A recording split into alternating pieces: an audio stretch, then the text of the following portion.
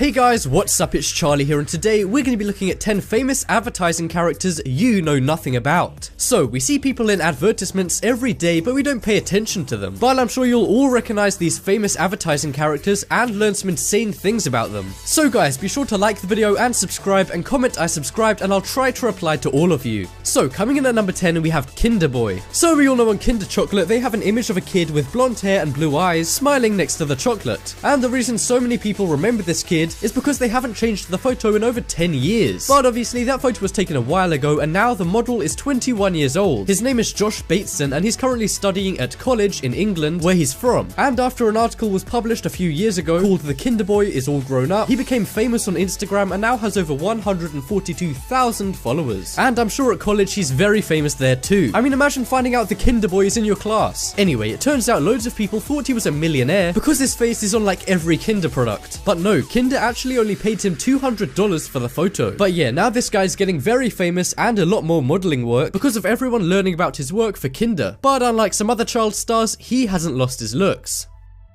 But coming up next, we have Gerber Baby. So if you've ever bought any baby food, it was probably from the brand Gerber. And one of the most famous logos in the world is the Gerber Baby. But who is the Gerber Baby? Well, it's actually this woman called Anne Cook. But she's been used as the Gerber logo since 1928. And now she's far from a baby because she's 91 years old. And the reason she's the logo is because Gerber was having a creative competition to design a new logo one year. And her neighbor, who was an artist, decided to ask Anne's parents to paint her and then submit it to the competition. So she sketched down and sent it off with a note that said she'd paint it properly if she won. Lazy. Anyway, the judges liked it so much, they said to keep it as a sketch. And 86 years later, they still have the same logo. But Anne never did any more modeling after that and is now a retired English teacher and mystery novelist. But next up, we have Aunt Jemima. So this one is slightly darker. The chances are, if you've ever been to a supermarket, you'll have seen Aunt Jemima's face. But this woman didn't used to be on the packaging, she used to just be on the adverts. But this advert was made back in 1893 when slavery was still very much a thing. Yeah, you see where I'm going with this? The whole point of Aunt Jemima was she was supposed to be a southern black slave. And many white families would have black women working for them as slaves, and the ones they allowed in the house and kitchen who did most of the cooking also looked after the kids. And because of that, they were often addressed as aunt. And if you don't believe me, the original drawing of her looked like this, which is obviously an inappropriate way to draw black people, and it even resembles the racist Gollywog toys. And the advertising wasn't much better, presenting Aunt Jemima as not talking properly and trying to give her a stereotypical accent, such as writing her words as I-e's instead of I am, and faux instead of for. But the illustration was later changed to another woman based on a model named Nancy Green, who was born a slave. They ditched the headscarf and drew her more accurately to how black people look. But even so, some people still find this very offensive, and the NAACP, which is a black rights group that Martin Luther King used to be a part of, still want this banned, but some people don't have an issue with it.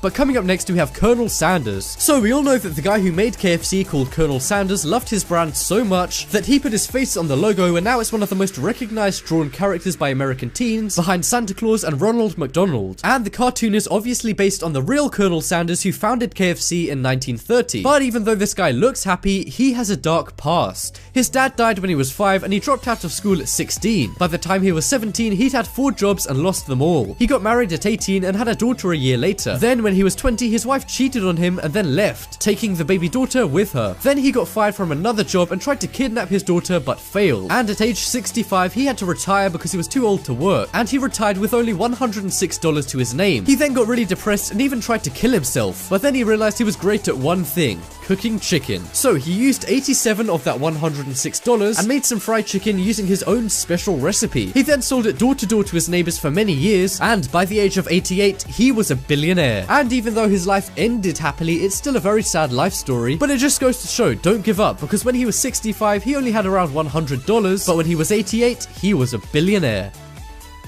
But next up, we have Marlboro Man. So I'm sure we all know Marlboro cigarettes, and while cigarettes can't advertise in a lot of places now, there used to be a mascot in all of the Marlboro adverts called Marlboro Man, which I'm sure some of you guys remember. Marlboro Man is a cowboy looking guy who seems to always be smoking a Marlboro cigarette, and the mascot became very famous and he's been used for over 40 years in Marlboro adverts. And he's so well known, he took first place in the popular book 101 Most Influential People Who Never Live. And what a lot of people don't know is that Marlboro Man has actually been portrayed by 4 different different people. The 4 Marlboro men are Eric Lawson, Wayne David, John McLaren, and Dick Hammer. And yes, that is his real name. And ironically, all of these guys died from lung cancer, probably because they got a lifetime supply of cigarettes for doing the ads.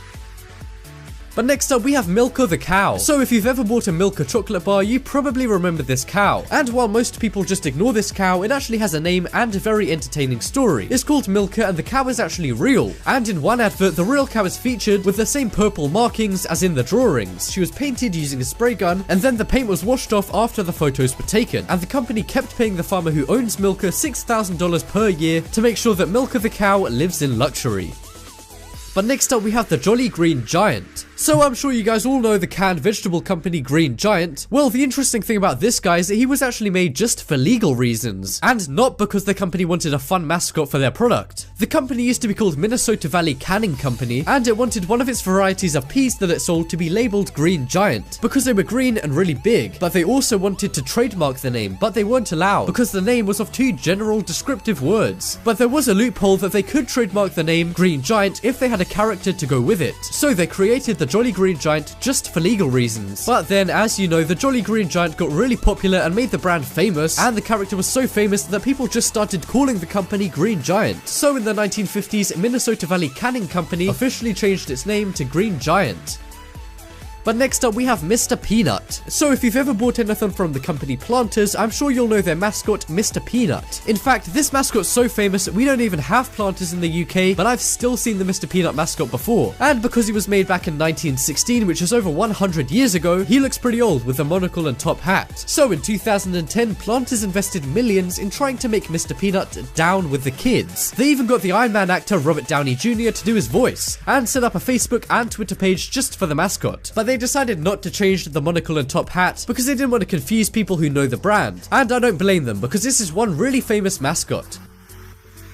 But coming up next, we have the Spong Monkeys. So these ones are really interesting because of how bad and weird they are, and also because of how good they are. I know it sounds confusing, but I'll explain. So in 2011, the sandwich brand Quiznos wanted more internet advertising, so they made these things called the Spong Monkeys, which are basically rodent-like creatures with massive human eyes, and they put images and videos of these guys all over the internet. Some people loved them, and some, well, most people hated them, because they looked unappealing and badly made. I mean, who would want a rat with a human face to represent a sandwich? But lots of people missed the whole point with these guys, because it was an early example of viral marketing. Because these guys were so weird, they attracted a lot of attention and got people talking about Quiznos. And lo and behold, their sales went up massively because of these weird rodent things. Fair play, Quiznos, fair play.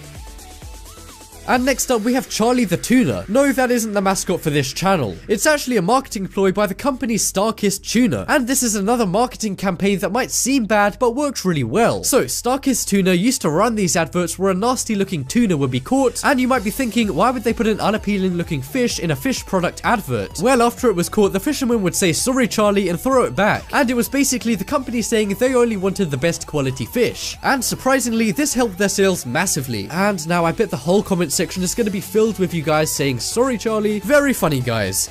But that just about wraps up this video. Check out the poll in the top right corner and you guys can vote for your favorite advertising character. But as always, thanks for watching. Check out some more videos on screen right now. Leave a like if you enjoyed, and if you haven't already, what are you waiting for? Subscribe.